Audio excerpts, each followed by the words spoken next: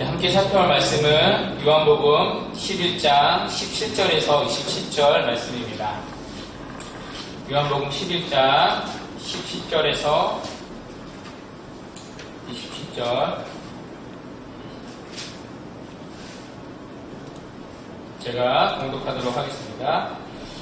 예수께서 와서 보시니 나사로가 무덤에 있은지 이미 나으리라. 게다니는 예루살렘에서 가깝기가 한 오리쯤 되매 많은 유대인이 마르다와 마리아에게 그 오라비의 일로 이문하러 왔더니 마르다는 예수께서 오신다는 말을 듣고 곧 나가 맞이하되 마리아는 집에 앉았더라.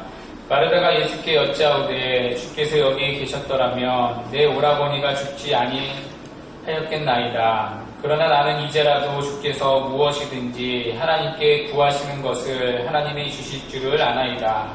예수께서 이르시되 내 오라비가 다시 살아나리라. 마르다가 이르되 마지막 날 구할 때에는 다시 살아날 줄을 내가 아나이다. 예수께서 이르시되 나는 부활이요 생명이니 나를 믿는 자는 죽어도 살겠고 무릇 살아서 나를 믿는 자는 영원히 죽지 아니하리니 이것을 내가 믿느냐. 이르되 주여 그러하이다. 주는 그리스도시요 세상에 오시는 하나님의 아들이신 줄 내가 믿나이다. 네, 오늘은 미래의 부활, 현재의 부활이라는 제목으로 하나님 말씀 증거하도록 하겠습니다. 지난 시간 예수님은 살아가는 나사로가 병들었다는 소식을 들으셨습니다. 그러나 주님은 계시던 곳에 이틀을 더 머무셨습니다. 그 지체된 이틀 동안 결국 나사로는 죽게 되었습니다. 그리고 주님은 그때서야 비로소 나사로가 있는 베다니로 가십니다. 이 베다니로 가는 길은 사흘이 걸리는 길이었습니다. 그래서 오늘 본문 17절은 이렇게 시작됩니다. 예수께서 와서 보시니 나사로가 무덤에 있은지 이미 나으리라. 이 말은 죽은 지 4일째 됐다는 말과 같습니다. 우리는 보통 사람이 죽으면 그 시체를 언제 무덤에 묻죠? 보통 3일장을 치르고 3일째 되는 날 이제 무덤에 묻지 않습니까? 그러나 이 당시 유대인들의 장례 풍습은 달랐습니다. 이 당시는 죽자마자 이제 바로 장사를 치렀습니다. 임종한 지 24시간 안에 시체를 내장해야 했습니다. 왜냐하면 날씨가 굉장히 더운 곳이었기 때문입니다. 더우면 그만큼 이제 빨리 시체가 부패하지 않습니까? 여러분 혹시 시신 썩는 냄새 맡아본 분 계시나요? 저는 맡지는 못했는데요. 얘기를 들으면 굉장히 이제 고약하다고 합니다. 그러니 이 더운 지역에서 시체를 그냥 놔둘 수 없었던 것입니다. 그래서 죽으면 바로 그날 장사를 치렀다고 합니다. 이 말을 이해하면 본문 19절의 말씀도 함께 이해될 수 있습니다. 19절에 보시면 많은 유대인들이 죽은 나사로를 조문하러 왔다고 말합니다. 그런데 이날이 언제이죠? 죽은 지 4일째 되는 날입니다. 사실 개인적으로 성경을 읽을 때 이 부분도 이해되지를 않았습니다. 우리는 보통 사람이 죽으면 언제 조문을 가죠? 3일 안에 조문을 가죠. 4일째가 되면 모든 장례가 끝납니다. 그런데 오늘 본문에는 4일째 되는 날에 많은 유대인들이 이제 문상을 갔다고 말합니다.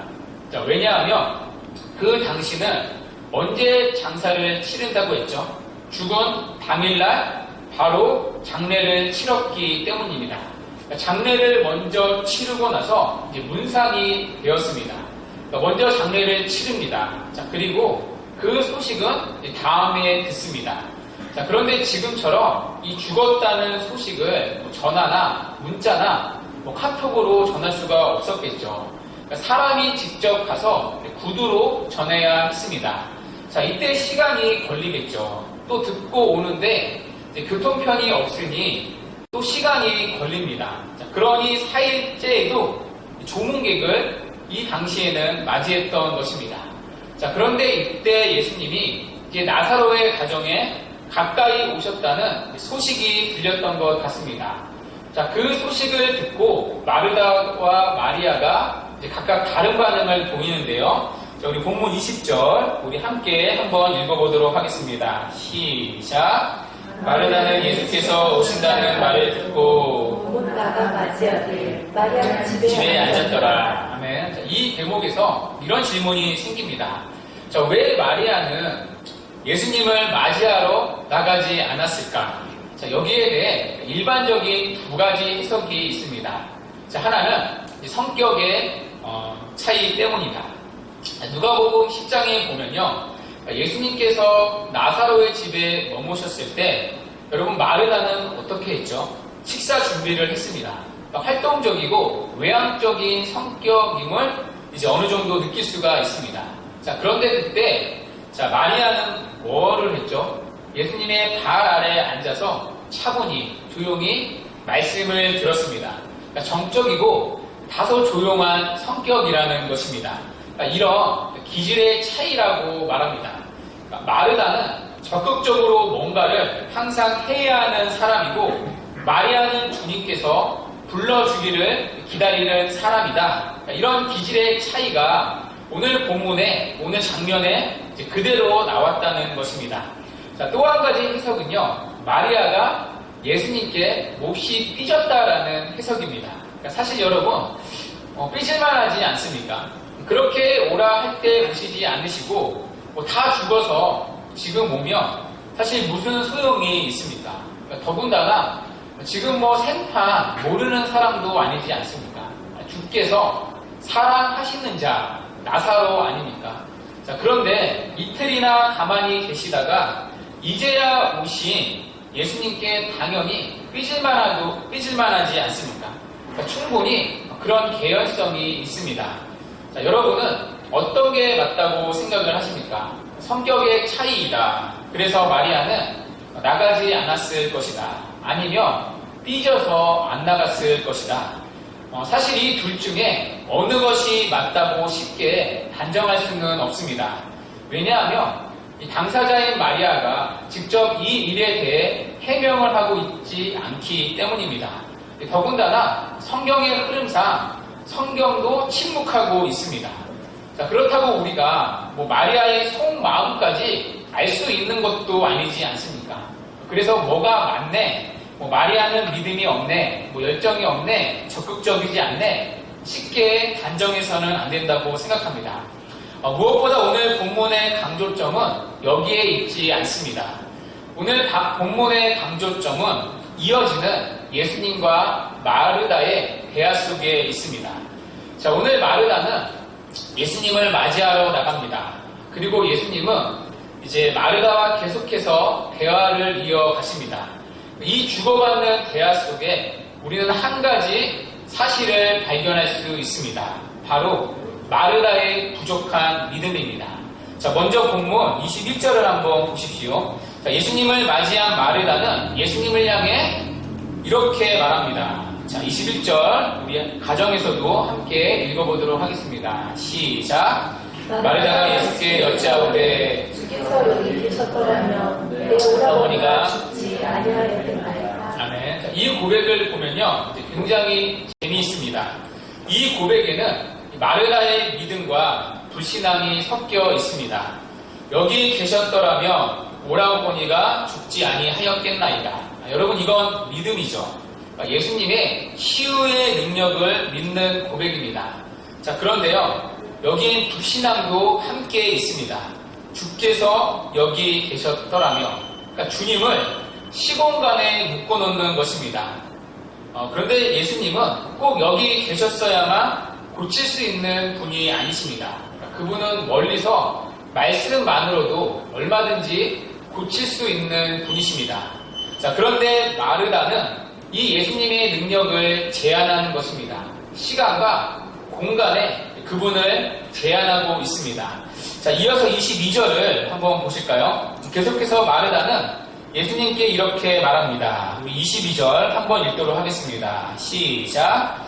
그러나 나는 이제라도 주께서 무엇이든지 하나님께 구하시는 것을 하나님이 주실 줄을 아나이다. 아멘. 자, 얼핏 보면요, 이 말도 얼마든지 신앙의 모습처럼 보입니다.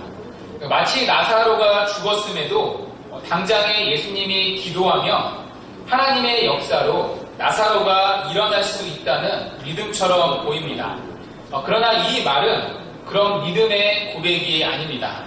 지금 마르다는요, 나사로가 당장 살아날 수 있다는 믿음이 없습니다.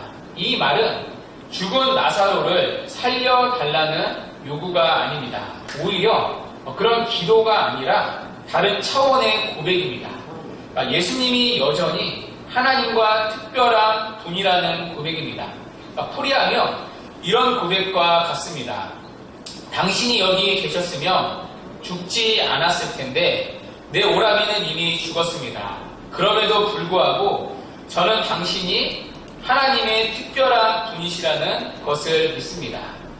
예수님은 여전히 하나님과 특별한 분이라는 것을 저는 믿습니다. 그러니까 비록 나사로는 죽었지만 예수님이 기도해 주시며 하나님께서 저희 가정을 선하게 인도해 주실 것을 믿습니다. 이 믿음을 표현한 거죠. 그러니까 물론 이것조차도 신앙인 것은 분명합니다. 지금 마르다는 얼마든지 나사로의 죽음으로 인해 주님을 원망하고 떠날 수 있습니다. 자, 그럼에도 불구하고 마르다는 여전히 주님에 대한 신앙 고백을 쏟아놓고 있습니다. 자, 그러나 여기에도 드러나는 마르다의 부족한 믿음 무엇이죠? 예수님이 나사로를 살릴 수 있다는 믿음은 없습니다. 예수님이 하나님과 특별한 분이라는 이 고백에는 흔들림이 없습니다. 그러나 예수님 자신이 죽은 나사로를 살리시는 하나님이라는 그 사실을 믿지는 못하고 있습니다. 지금 당장 여기서 나사로를 살리시는 주님의 능력을 믿지 못하고 있습니다. 자, 이것을 우리는 이어지는 주님과의 대화를 통해 확인할 수 있습니다. 자, 나사로의 부활을 믿지 못하는 마르다를 향해 예수님은 23절에서 이렇게 말씀을 하십니다. 예수께서 이르시되 내 오라비가 다시 살아나리라. 여러분, 지금 예수님의 이 시제는 언제이죠? 현재입니다. 지금 현재 여기서 다시 살아난다는 것입니다. 자, 그러나 이 말씀에 대한 마르다의 반응이 무엇이죠? 24절을 한번 보십시오. 마르다가 이르되 마지막 날 부활 때에는 다시 살아날 줄을 내가 아나이다. 여러분, 지금 마르다의 시제는 언제이죠? 마지막 날 부활 때입니다. 여기서 마지막 부활 때란 유대교의 종말의 때를 말합니다.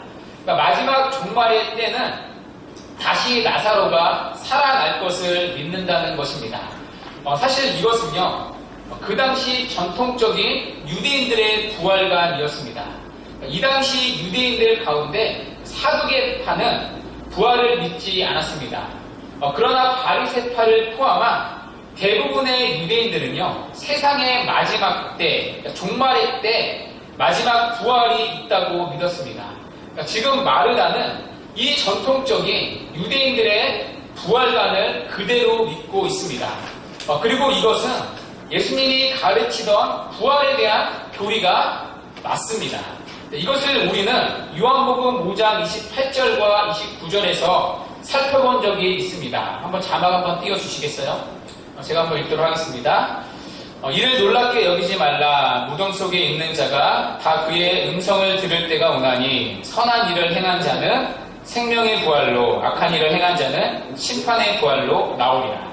그러니까 예수님 역시 마지막 날 일어날 부활을 가르친 적이 있으십니다. 그러니까 지금 마르다의 고백은 이 부활에 대한 정확한 신앙의 고백은 맞습니다. 자, 그러나 여러분, 문제가 무엇이죠? 바로 시제의 차이입니다. 자, 오늘 예수님은 이 부활을 언제부터 적용하시죠? 현재입니다. 그러니까 당장 오늘 여기서 나사로가 살아나리라. 그러니까 죽음 이후의 부활이 아니라 그 부활이 현재에 여기서 일어날 수 있다고 말씀하는 것입니다. 자, 그러나 마르다의 부활은 언제 일어날 일이죠? 마지막 날, 종말의 때 미래입니다.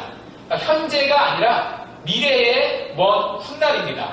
그러니까 먼 훗날 언젠가는 가능한 줄 제가 믿지만 주님 지금은 아닙니다. 그러니까 지금 마르다는 당장의 부활을 전혀 믿지를 못합니다.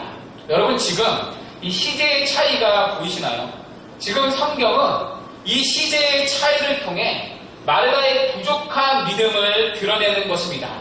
자, 지금 마르다는 기성교회가 가르치던 부활의 교리를 알고 고백도 하고 있습니다. 자, 그러나 그 죽은 자를 살리는 부활의 능력이 현재에 적용되지 못하고 있다는 것입니다. 그러니까 부활의 교리를 믿는다고 입으로는 고백하지만 그 부활의 교리가 현재의 삶에서 역사하지 못하는 것입니다. 미래의 삶에서 부활의 권능이 역사할 것은 믿지만 내가 현재 당면한 삶의 구체적인 자리에서 그 부활의 능력이 역사하지 못하는 것입니다. 자, 오늘 주님이 정말 드러내고 싶은 초점이 여기에 있습니다.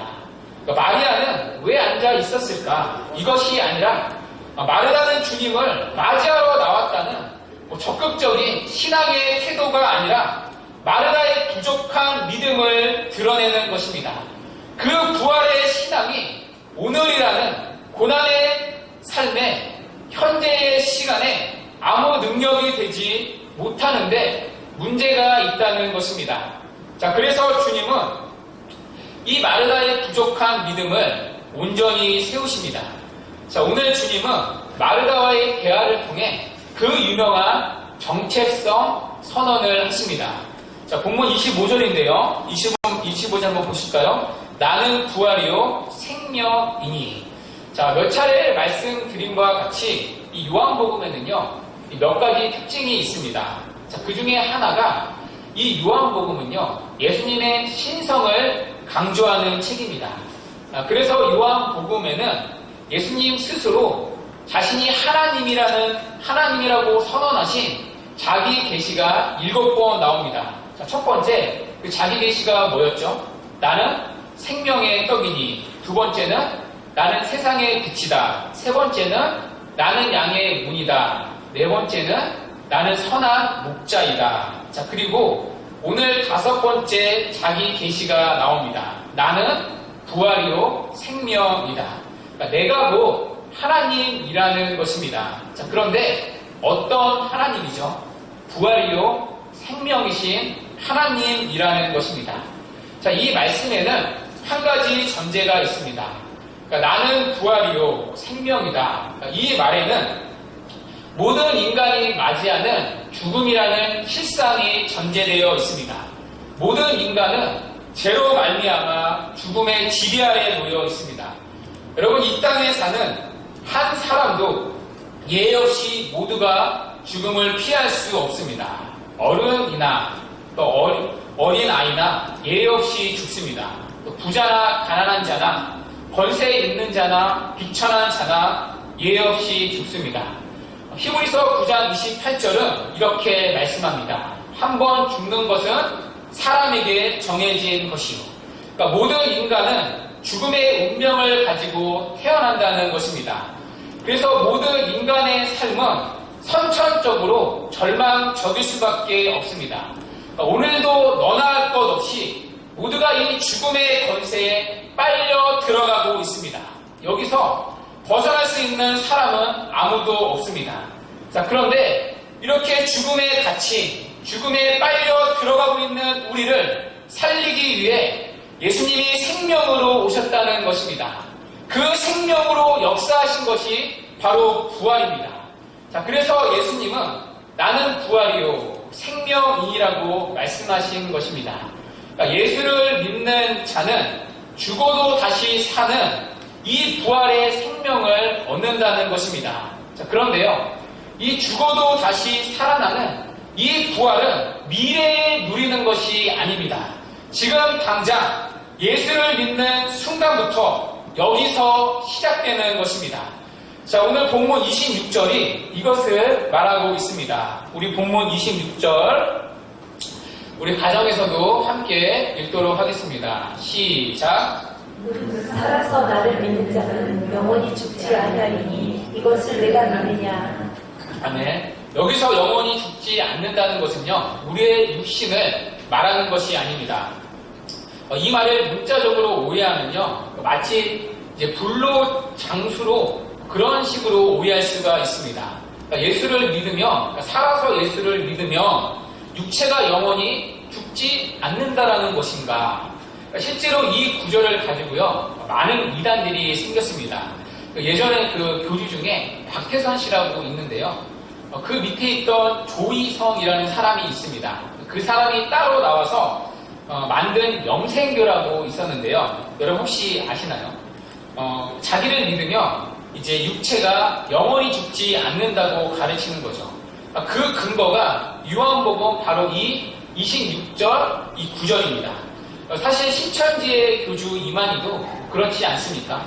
지금도 신천지 사람들은 이만희가 죽지 않는다고 철석같이 믿지 않습니까? 그러나 이 말은요, 육신적인 생명을 말하는 것이 아닙니다. 여러분, 예수를 믿어도요, 모든 사람의 육신은 죽습니다. 영생교를 만든 조성이도 이제 결국 죽었고요. 사실 이만희도 지금 간당간당하지 않습니까? 그러니까 성경대로 모든 사람의 육신은 다 죽습니다. 그러니까 여기 영원히 죽지 아니한다는 것은 영적인 생명을 말하는 것입니다. 성경이 말하는 죽음은 육체적인 죽음만 있는 것이 아닙니다. 육체적인 죽음 이전에 영적인 죽음이 있습니다. 여러분이 죽음이란 단어를, 그러니까 히라보의 사전적 정의, 어원적 정의로 보면요, 단절 분리라는 뜻입니다. 그러니까 이제 죽음은 분리라는 거죠.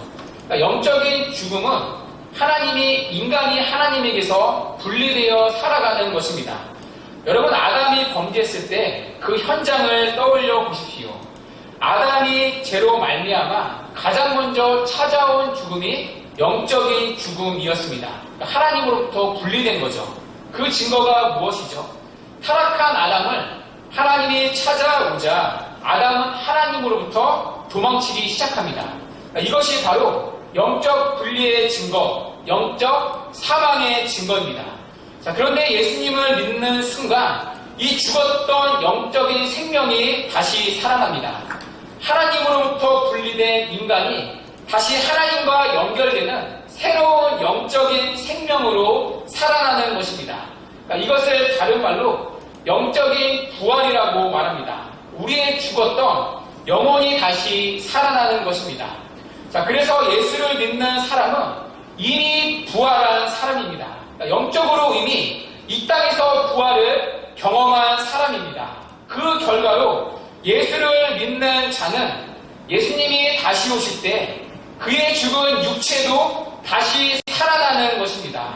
그것이 바로 본문 25절의 말씀입니다. 나는 부활이요 생명이니 나를 믿는 자는 죽어도 살겠고, 왜냐하면 이미 예수를 믿는 자는 영혼의 부활이라는 이 부활의 씨앗을 이미 가지고 있기 때문입니다. 그래서 예수를 믿는 자는 예수를 믿는 순간부터 이 부활의 삶, 영원한 생명을 누리는 것입니다. 그래서 예수를 믿는 자에게는요, 사실 삶과 죽음의 경계선이 없습니다. 이미 예수를 믿는 순간부터 영적인 생명, 이 부활의 영원한 생명을 누리기 때문입니다. 그래서 오늘 예수님의 말씀에서 우리가 주목해야 할 것이 하나 있습니다. 나는 부활이요 생명이니, 이 말씀의 시대가 미래형이 아닌 현재형의 표현이라는 것입니다. 나는 부활을 언젠가 줄 것이다. 나는 영원한 생명을 언젠가 줄 것이다. 이런 미래형이 아닙니다. 헬러 원문으로 보면 시제가 현재형입니다. 그러니까 나를 믿는 자는 지금 부활과 영원한 생명을 여기서 얻는다는 것입니다. 자, 고신대 신대원의 유해무 교수님의 표현을 빌리자면, 지금 예수님이 가르치는 부활은 미래가 현재를 뚫고 들어오는 것입니다. 그러니까 결국 죽은 나사로를 마지막 부활 때가 아닌 지금 다시 살려낸 사건은 이것을 알려주는 것입니다. 믿는 자의 부활은 단순히 먼 미래에 있게 될 사건이 아니라 실제로 지금 여기서 경험하고 살아가는 실제의 능력이라는 것을 보여주는 것입니다. 그러니까 주님이 지금 죽은 지 나흘이나 지나 나사로를 살리는 것은 하나님이 주시는 영원한 부활의 생명이 결코 먼 미래의 사건이 아니라 주를 믿는 자들의 삶에서 지금 여기서 깊이 경험될 수 있다는 것을 보여주는 것입니다. 예수님은 앞으로 맞이할 그 영혼의 삶을 지금 현재의 내 삶으로 가지고 들어오시는 것입니다. 그래서 예수님은 지금 마르다에게 그리고 오늘 우리에게 이렇게 말씀하는 것입니다. 나는 부활이요 생명이라. 나를 믿는 자는 지금 부활과 생명을 누린다는 것입니다. 그래서 오늘 설교 제목이 미래의 부활, 현재의 부활입니다.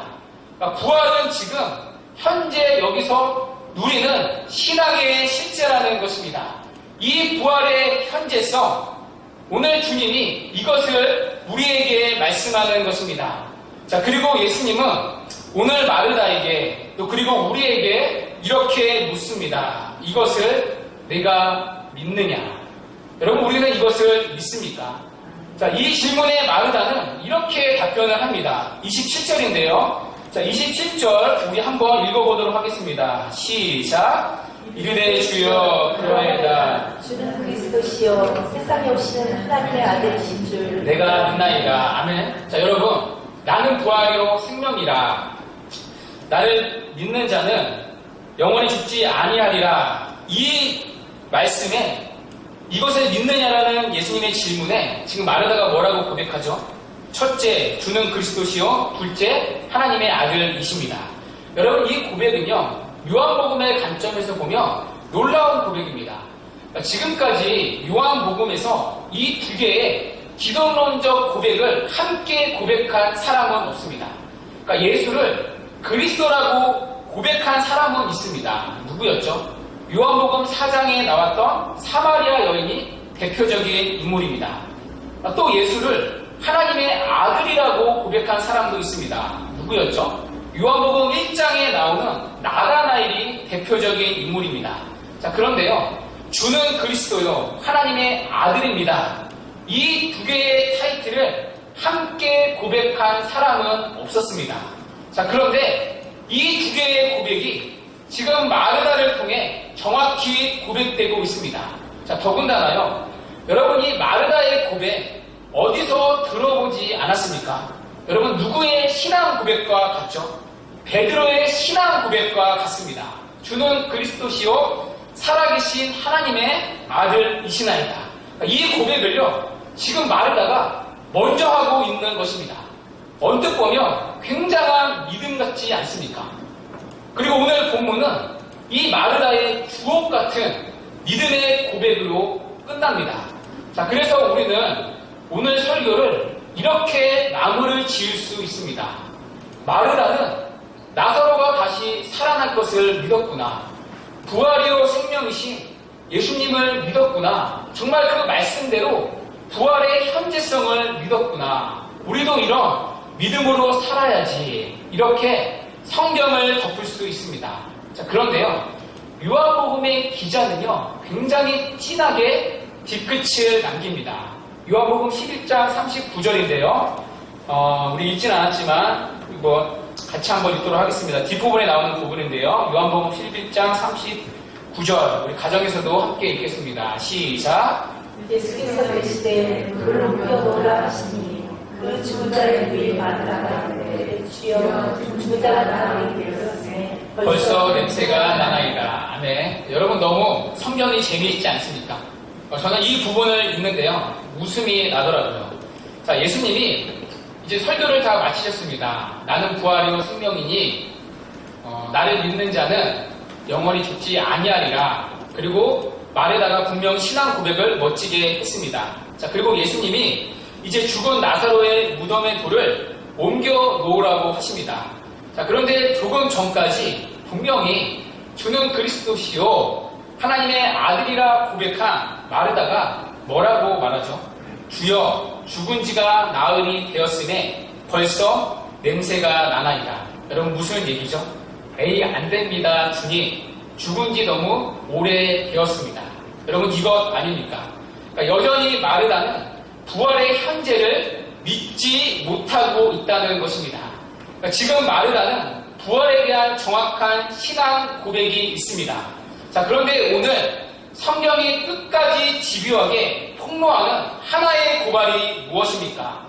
마르다의 부활의 신앙은 여전히 종말론적 부활에 갇혀 있다는 것입니다.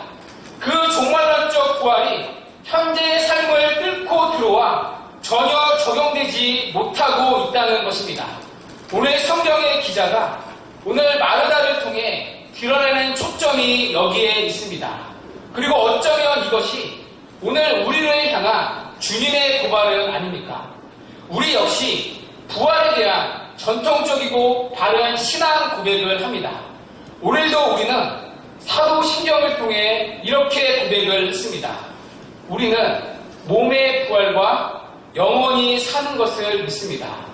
자, 그렇다면 우리는 우리가 믿는 부활의 신앙이 내가 지금 살아가는 삶의 구체적인 현장에서 얼마나 작동되고 있습니까? 내가 오늘도 자녀를 키우고 어떤 결정을 선택하고 직장 생활을 하는 모든 구체적인 삶의 자리에서 이 부활의 믿음이 얼마나 현재의 부활로 적용되고 있습니까? 그 부활의 믿음이 당장 우리의 삶과 우리의 하루를 얼마나 세상과 다르게 살도록 만들고 있습니까?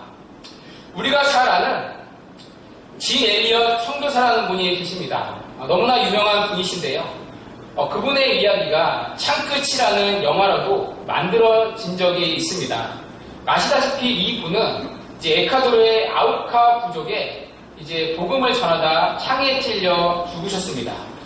그때 이제 그분의 나이가 28세의 꽃다운 젊은 나이였습니다.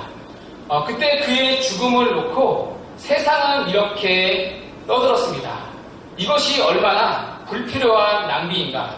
이것이 얼마나 쓸모없는 희생인가? 자, 그런데 그가 죽고 난 뒤에 그가 다녔던 학교에서 발견된 그의 일기장에 이렇게 적혀 있었다고 합니다. 다 아시는 문장인데요. 잃어버릴 수 없는 것을 얻기 위해 지킬 수 없는 것을 버리는 자는 결코 어리석은 자가 아니다. 여러분, 여기 잃어버릴 수 없는 것은요, 세상이 말하는 돈이나 권력이 아닙니다. 세상은 오늘도 이것을 잃어버리지 않기 위해 잃어버릴 수 없는 것이라고 여기며 살아갑니다. 이것이 영원한 가치처럼 이 땅이 전부인 것처럼 이것을 여기며 살아갑니다. 자, 그러나 그가 말하는 잃어버릴 수 없는 것은 눈에 보이지 않는 영원한 생명을 말합니다. 영원한 하나님의 나라, 영원한 부활 생명을 말합니다. 그것을 얻기 위해 지킬 수 없는 것, 여기 지킬 수 없는 것은 바로 세상이 오늘도 추구하는 영원하다고 믿는 돈과 명예, 권력, 지위, 이러한 것들을 말합니다. 이러한 것을 그는 지킬 수 없는 것이라고 말합니다. 왜냐하면 일시적이고 사라지는 것들이기 때문입니다. 그래서 그는 자신의 일기장에 이렇게 적었던 것입니다. 영원한 생명을 얻기 위해 지킬 수 없는 것을 버리는 자는 결코 어리석은 자가 아니다. 여러분, 이것이 예수를 믿는 자에게 일어나는 신앙의 실제입니다. 단순히 예수를 믿는 것은 죽고 나면 천국 가는 티켓을 따는 것이 아닙니다. 미래에 있을 부활을 믿지만 그것이 우리가 살아가는 오늘의 현실과 분리되는 것이 결코 아닙니다. 예수님이 약속한 부활의 생명은 미래가 현재를 뚫고 들어오는 것이기 때문입니다. 우리가 누리는 부활의 영원한 생명은 먼 미래에 있게 될 언젠가의 사건이 아니라 예수를 믿는 순간부터 여기서 믿어지고 만져지고 보여지고 경험되고 고백되는 것입니다. 예수가 약속한 믿음으로 얻게 되는 부활의 생명, 이 영원한 생명은 이 땅에서 누리는 삶에서부터 시작되는 것입니다. 그래서 부활을 믿는 참된 성도는 이 땅에서 영원을 살아가는 자입니다. 이 땅에서 하늘을 살아가는 자입니다. 그래서 이전에 잃어버릴 수 없다고 믿었던 세상의 권력과 물질과 지위와 높음은 얼마든지 잃어버릴 수 있는 것이라고 뒤집어보는 일이 생깁니다. 이전에 지킬 수 있다고 믿었던 것을 이제는 지킬 수 없는 것들, 일시적이고 썩어지는 것이라고 뒤집어보는 일이 생깁니다. 이전에 잃어버리고 살았던 영원한 생명, 영원한 하나님의 나라를 결코 잃어버릴 수 없는 것이라고 뒤집어보는 믿음이 생기는 것입니다.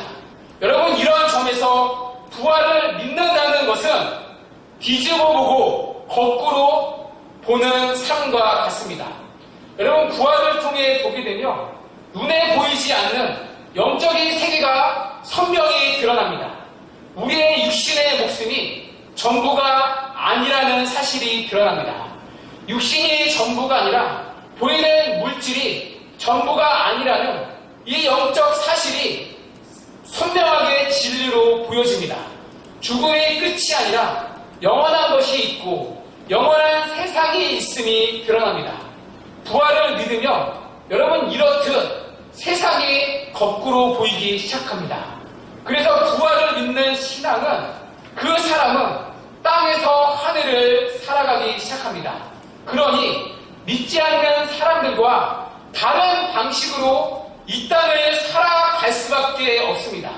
눈에 보이는 것보다 보이지 않는 것이 더 참되고 영원하다고 부활을 통해 믿게 된 자들이기 때문입니다.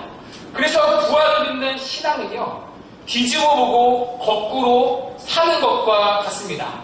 그리고 이렇게 세상을 뒤집어보고 거꾸로 살아가는 사람들이 모인 것이 바로 교회입니다. 그래서 교회를 역차별의 공동체라 부르기도 합니다.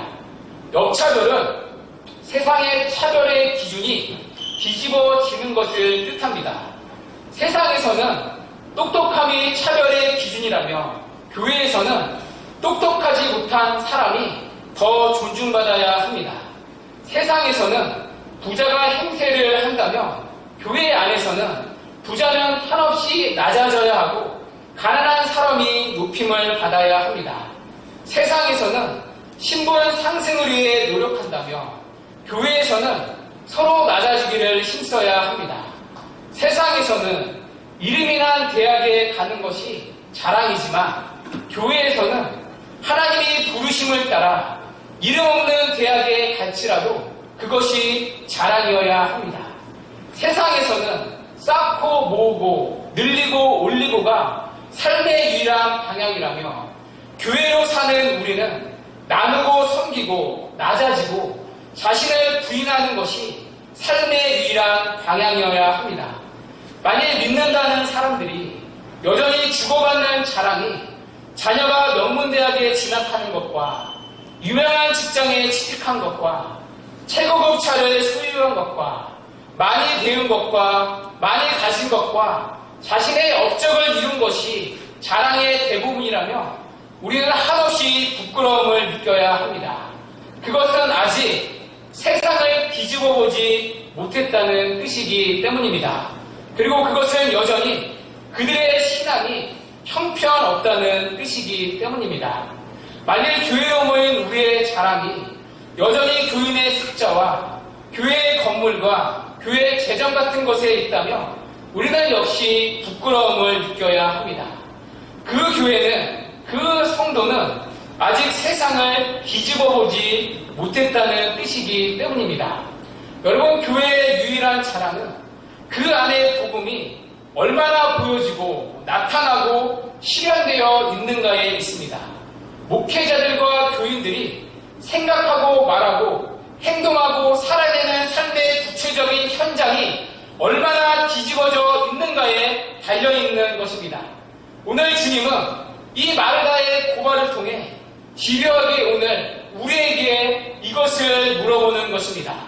나는 부활이요 생명이니 무릇 살아서 나를 믿는 자는 영원히 죽지 아니하리니 이것을 내가 믿느냐.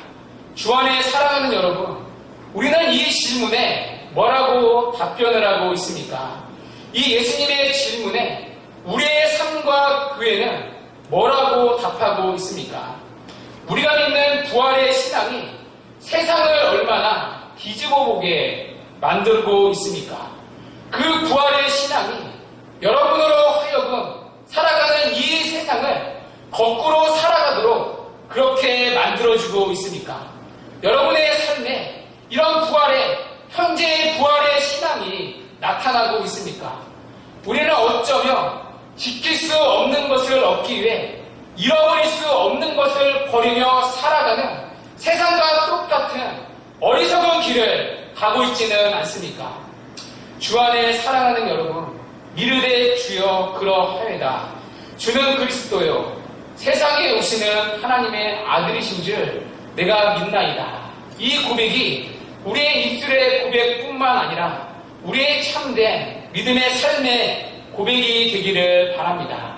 그래서 나는 부활이요 생명이신 이 주님의 복된 약속을 여러분의 삶의 구체적인 자리에서 날마다 경험하고 살아가는 이 부활의 현재의 은혜가 우리 모두에게 있기를 주님의 이름으로 간절히 축원합니다.